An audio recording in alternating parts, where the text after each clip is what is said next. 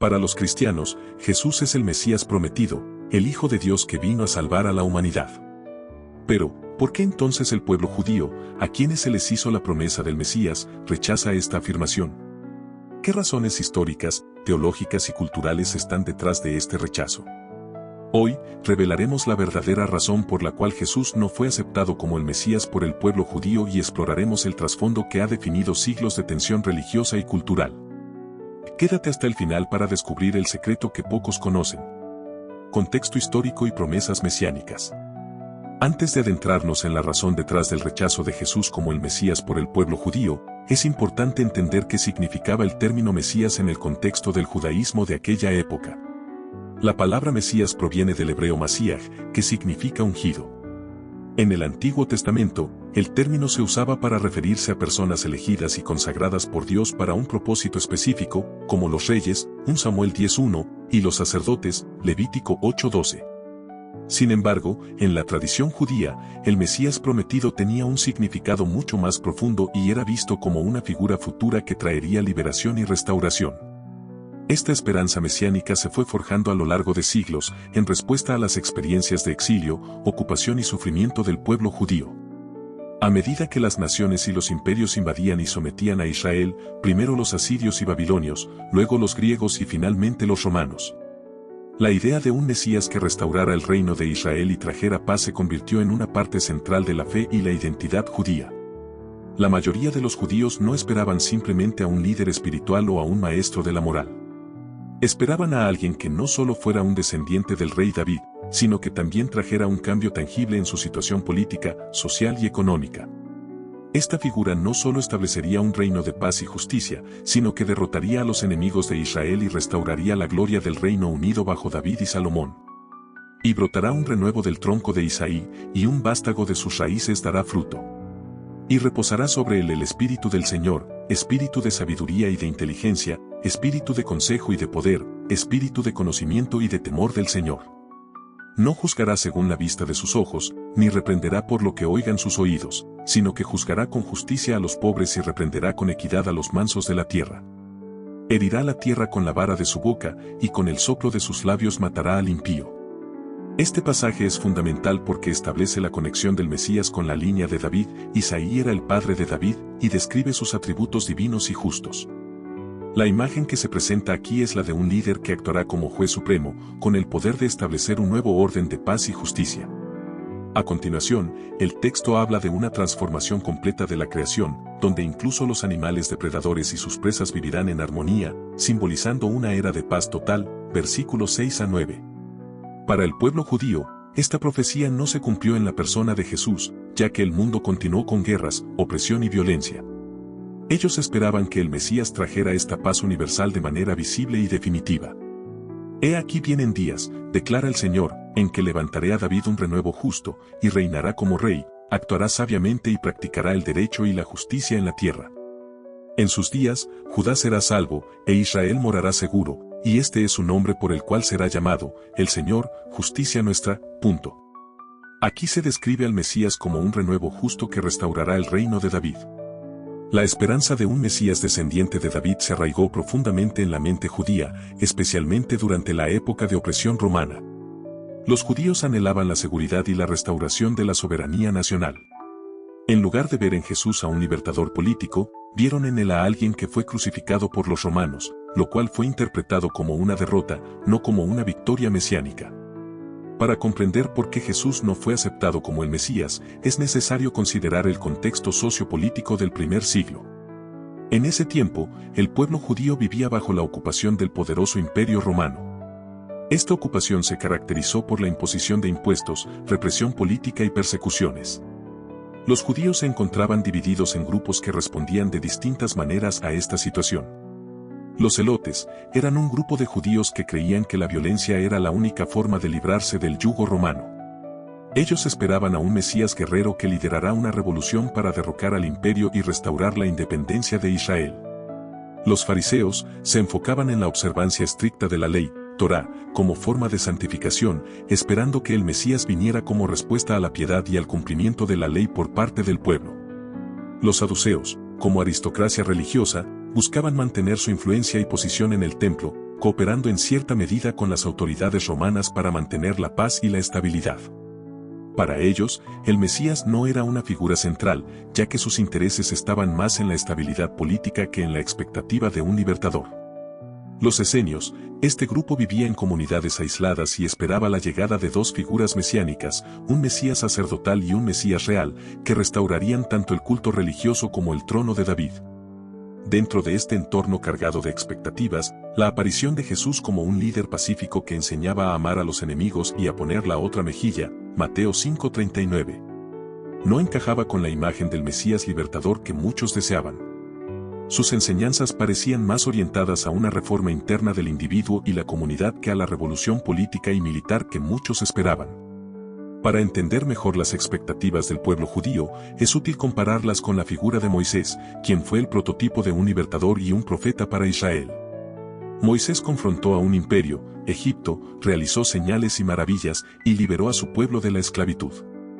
En el tiempo de Jesús, los judíos anhelaban una liberación similar del imperio romano. Cuando Jesús fue entregado a las autoridades romanas y crucificado, muchos sintieron que esto invalidaba cualquier pretensión mesiánica.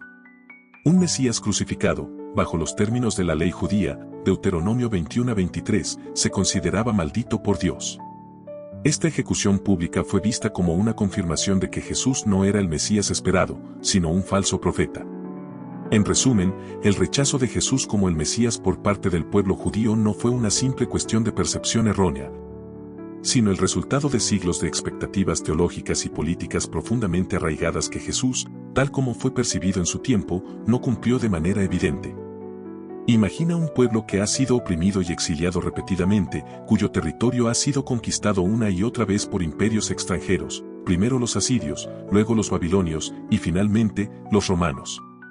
El pueblo judío había mantenido viva su fe y esperanza en que Dios les enviaría un Mesías, un Salvador que finalmente restauraría su libertad y dignidad.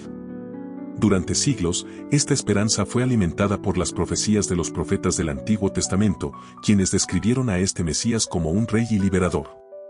El Mesías esperado no era solo un líder espiritual, sino un líder político y militar que levantaría a Israel de su humillación, establecería un reino eterno y traería la paz y la justicia prometidas. Los judíos de la época anhelaban un rey como David, un conquistador que, con la espada en mano, devolvería a Israel su gloria perdida. Así que, cuando apareció Jesús en escena con un mensaje de amor, perdón y reconciliación, la disonancia entre lo que esperaban y lo que veían en él fue enorme. Para muchos judíos, la idea de un Mesías que les dijera ama a tus enemigos y ora por los que te persiguen, Mateo 5:44, era incomprensible e incluso ofensiva. Querían un Mesías que los guiara a expulsar a los romanos, no a alguien que hablara de la otra mejilla, Mateo 5:39. No es difícil imaginar la frustración y la decepción que sentirían al ver a este Jesús proclamando que su reino no es de este mundo, Juan 18:36. Versículo clave, Juan 18:36, mi reino no es de este mundo. Si lo fuera, mis siervos lucharían para impedir que yo fuera entregado a los judíos. Pero ahora mi reino es de otra parte. En este pasaje, Jesús claramente separa sus intenciones del tipo de expectativas políticas y militares que el pueblo judío tenía. Al no ser un líder que buscara una confrontación con Roma, y al no reunir un ejército para liberar a Israel de sus opresores, se convirtió para muchos en un Mesías que no cumplía con lo que la tradición judía había predicho. Jesús no era el guerrero davídico, no era el rey que se sentaría en el trono físico de David en Jerusalén. Para el pueblo, esto fue un obstáculo insuperable para aceptar su mesianidad. A lo largo de las escrituras hebreas, el Mesías es descrito como un descendiente de David, 2 Samuel 7, 12-16, un rey que establecería un gobierno eterno y traería la paz y la justicia a toda la tierra. Algunas de las profecías claves incluyen Isaías 9, 6-7, porque nos ha nacido un niño, se nos ha concedido un hijo, la soberanía reposará sobre sus hombros, y se llamará su nombre admirable, consejero, Dios poderoso, Padre eterno, príncipe de paz. El aumento de su soberanía y de la paz no tendrán fin, sobre el trono de David y sobre su reino, para afianzarlo y sostenerlo con el derecho y con la justicia desde ahora y para siempre. Isaías 11, 1-9, describe al Mesías como un retoño del tronco de Isaí, el padre de David, que gobernará con justicia y traerá paz, incluso a los animales salvajes, y eliminará la violencia y la guerra. Jeremías 23, 5-6, menciona que el Mesías será un rey que actuará con sabiduría y establecerá justicia y rectitud en la tierra. Para el pueblo judío, estos pasajes y muchos otros profetizaban que el Mesías restauraría el trono de David en Jerusalén, vencería a sus enemigos y establecería un reino terrenal de paz y prosperidad. En sus ojos, la paz prometida incluía la liberación física y política de Israel y el establecimiento de una era dorada para su nación. Cuando Jesús entró en escena, el pueblo judío estaba bajo el dominio del Imperio Romano. Los romanos imponían altos impuestos, controlaban el templo y a sus sacerdotes, y mantenían un control político y militar que reprimía cualquier levantamiento judío. En este contexto, los judíos esperaban a un Mesías que, como Moisés, les librara de la opresión extranjera y restaurara la independencia de Israel. Pero Jesús no mostró interés en organizar una rebelión política. En lugar de alzar una espada contra Roma, habló de un reino celestial. En lugar de enseñar tácticas militares, habló de servir a los demás, incluso a aquellos que te esclavizan. Jesús no cumplió con las expectativas de establecer un trono físico en Jerusalén ni de derrotar a los enemigos de Israel. Por el contrario, cuando fue arrestado y llevado ante Pilato, en lugar de defenderse y llamar a sus seguidores a luchar, dijo que su reino no es de este mundo. La reacción natural fue considerar que Jesús no era el Mesías que esperaban. Para muchos, su captura y posterior crucifixión bajo el Imperio Romano fue la prueba final de que no podía ser el Mesías. Un Mesías no sería humillado y ejecutado por los gentiles, especialmente no de una manera tan degradante como la crucifixión, que estaba reservada para los criminales más despreciados. De acuerdo con la tradición judía, el Mesías debía traer victoria y exaltación, no derrota y humillación. Jesús también chocó con las expectativas teológicas del pueblo en cuanto a cómo el Mesías traería la salvación.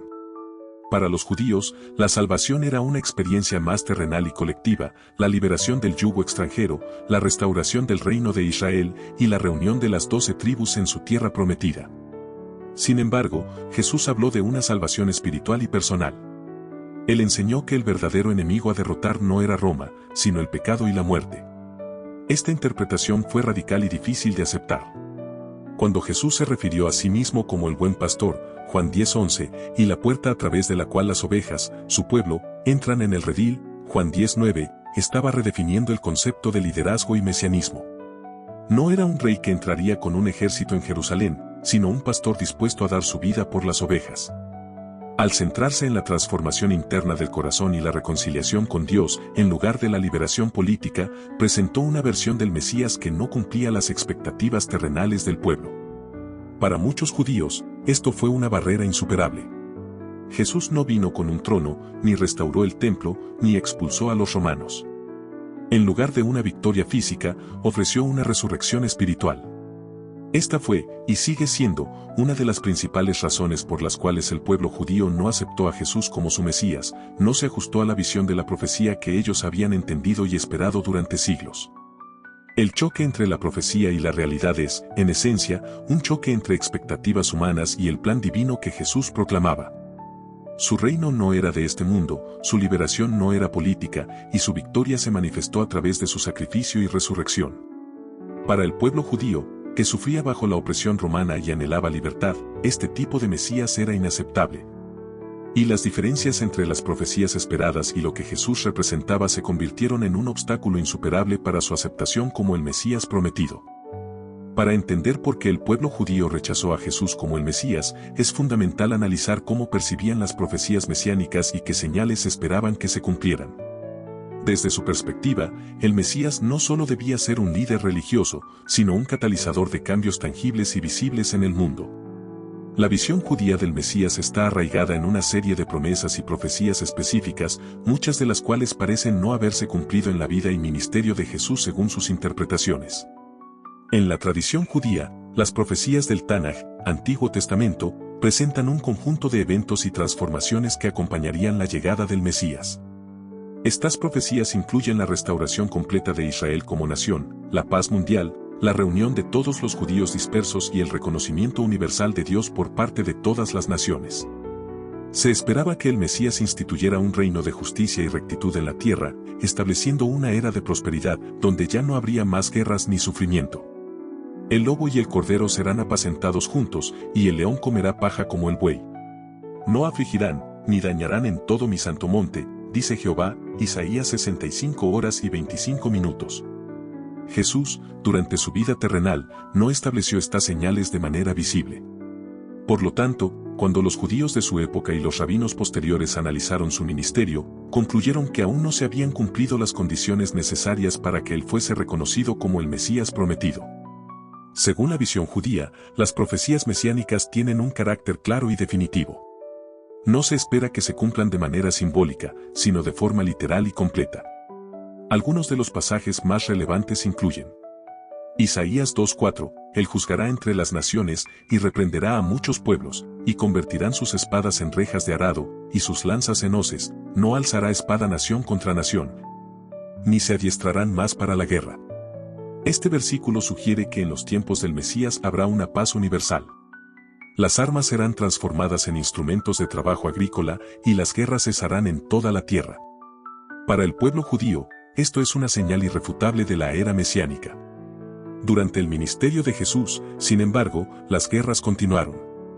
De hecho, poco tiempo después de su muerte, Jerusalén fue destruida por los romanos en el año 70 después de Cristo, lo cual intensificó la percepción de que la paz universal aún estaba lejos de alcanzarse. Isaías 11, 6-9, morará el lobo con el cordero, y el leopardo con el cabrito se acostará, el becerro y el león y la bestia doméstica andarán juntos, y un niño los pastoreará. No harán mal ni dañarán en todo mi santo monte, porque la tierra será llena del conocimiento de Jehová, como las aguas cubren el mar. Este pasaje habla de un cambio radical en la naturaleza del mundo, la creación misma será transformada, incluso el comportamiento de los animales será modificado. Para los judíos, la llegada del Mesías trae un cambio tan profundo en la creación que eliminará cualquier tipo de daño o violencia. Este tipo de transformación no fue observado en la época de Jesús, lo que llevó a muchos a concluir que él no podía ser el Mesías. Ezequiel 37, 24-28, mi siervo David será rey sobre ellos, y todos ellos tendrán un solo pastor, y andarán en mis ordenanzas, y mis estatutos guardarán, y los pondrán por obra. Habitarán en la tierra que di a mi siervo Jacob, en la cual habitaron sus padres, en ella habitarán ellos, sus hijos y los hijos de sus hijos para siempre, y levantaré para ellos un pacto de paz. Mi tabernáculo estará con ellos, y yo seré a ellos por Dios, y ellos me serán por pueblo. Este pasaje de Ezequiel menciona que el Mesías será un descendiente de David y gobernará como rey. Además, se profetiza la reunión de todo el pueblo de Israel en la tierra prometida, la restauración de su unidad como nación y la presencia de Dios de manera permanente entre ellos. Aunque Jesús afirmó ser el buen pastor, Juan 10:11, el pueblo judío no vio la materialización de estas promesas. Israel no fue restaurado políticamente, y los judíos continuaron dispersos por todo el imperio romano y más allá. Otro aspecto central que el judaísmo ve como una profecía no cumplida es la restauración de Israel como una nación unificada y la reunión de los judíos dispersos de todas las naciones. Según las Escrituras, el Mesías sería instrumental en este proceso. Los judíos de la época de Jesús y posteriores no vieron el cumplimiento de estas promesas. El pueblo continuó esparcido, especialmente tras la destrucción del templo en el año 70 después de Cristo y la diáspora subsiguiente. La ausencia de una restauración política y nacional de Israel fue interpretada como otra evidencia de que Jesús no era el Mesías prometido. El Mesías debía establecer un reino donde Dios sería adorado no solo por Israel, sino por todas las naciones del mundo. Se esperaba que el templo en Jerusalén fuera un lugar de adoración universal y que la Torá y la ley de Dios fueran aceptadas por todos los pueblos. Durante el ministerio de Jesús, no ocurrió este tipo de conversión universal. Aunque su mensaje se extendió más allá de las fronteras judías, no se vio un movimiento de todas las naciones hacia el Dios de Israel.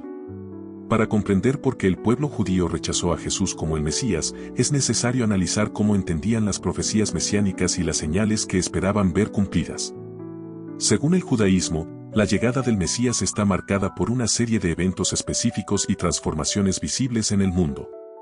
A diferencia de la interpretación cristiana, que considera que algunas de estas profecías se cumplieron espiritualmente o en una segunda venida futura, el judaísmo sostiene que dichas profecías deben ser cumplidas de forma completa y tangible en la primera venida del Mesías.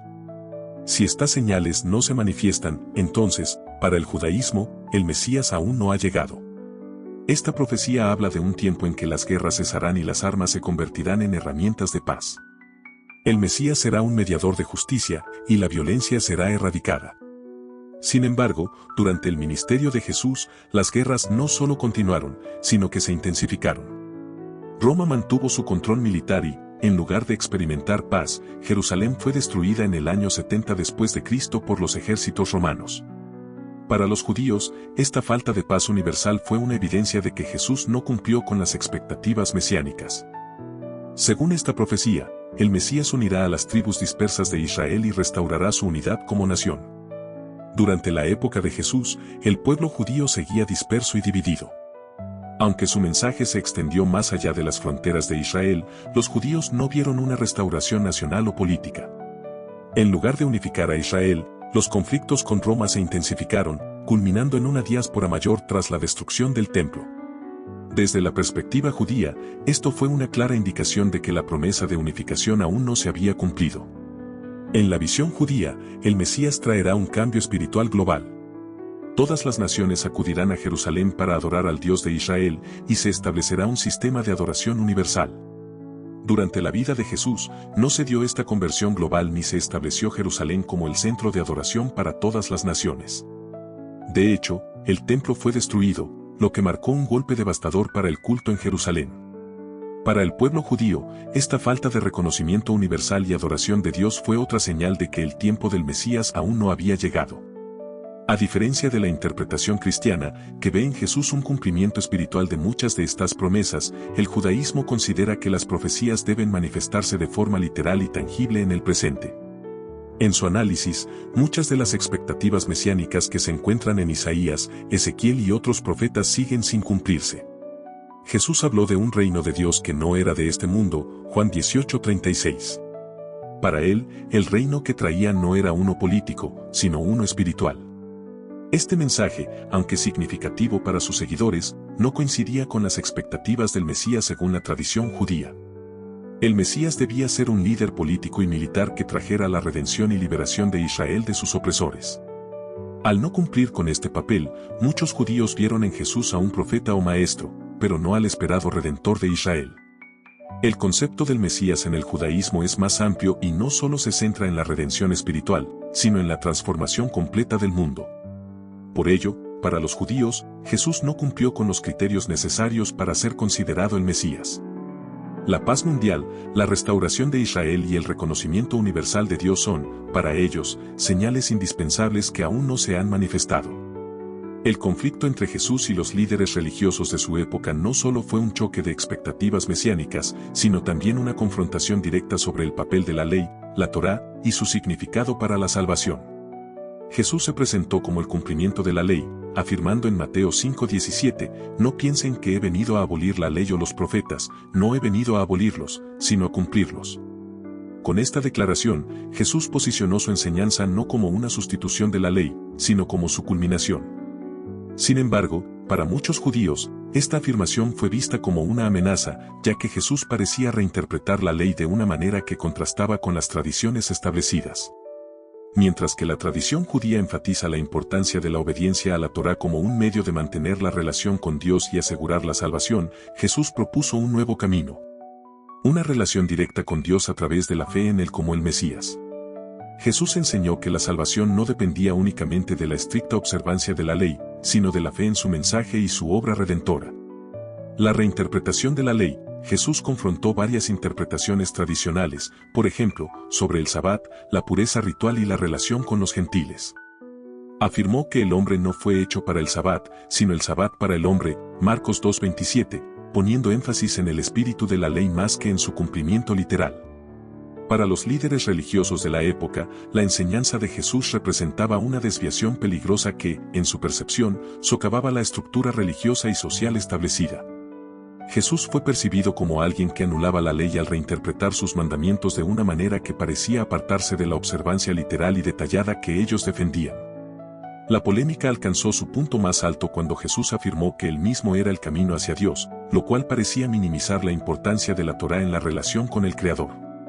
Esta nueva perspectiva fue vista como una amenaza directa a la identidad y cohesión del pueblo judío, cuya vida y cultura estaban centradas en la observancia de la ley. Así, La idea de que la salvación se obtuviera por la fe en Jesús y no exclusivamente por la obediencia a la ley fue un motivo significativo de rechazo hacia su mensaje. A medida que el cristianismo crecía, los judíos y los cristianos comenzaron a distanciarse más. Las persecuciones mutuas y la desconfianza fueron en aumento. Para los judíos, aceptar a Jesús como el Mesías habría significado abandonar sus esperanzas mesiánicas tradicionales y asumir un papel diferente en la historia de la redención. Versículo clave, Romanos 11:25, porque no quiero, hermanos, que ignoréis este misterio, para que no seáis arrogantes en cuanto a vosotros mismos, que a Israel le ha acontecido un endurecimiento en parte, hasta que haya entrado la plenitud de los gentiles. Y aquí está la verdad que muchos ignoran. El rechazo del pueblo judío hacia Jesús no es solo una cuestión de expectativas no cumplidas o profecías no realizadas. Es un misterio revelado por el mismo Pablo en la carta a los Romanos, un endurecimiento parcial y temporal de Israel, diseñado para permitir la entrada de los gentiles a la fe y, al final, provocar un despertar espiritual en Israel. Es un plan más grande de lo que la humanidad podría imaginar. Así que, ¿por qué el pueblo judío rechazó a Jesús? No fue simplemente por malinterpretar las Escrituras o por una ceguera espiritual. Fue parte de un plan divino para que la salvación se extendiera a todas las naciones. Y según la misma Biblia, llegará el día en que este endurecimiento será levantado y todo Israel será salvo, Romanos 11:26. Pero, ¿estamos listos para ese momento de revelación? Si este video te ha dado una nueva perspectiva, compártelo con otros y déjanos saber en los comentarios qué piensas de esta revelación. Nos vemos en el próximo capítulo de la historia más fascinante jamás contada.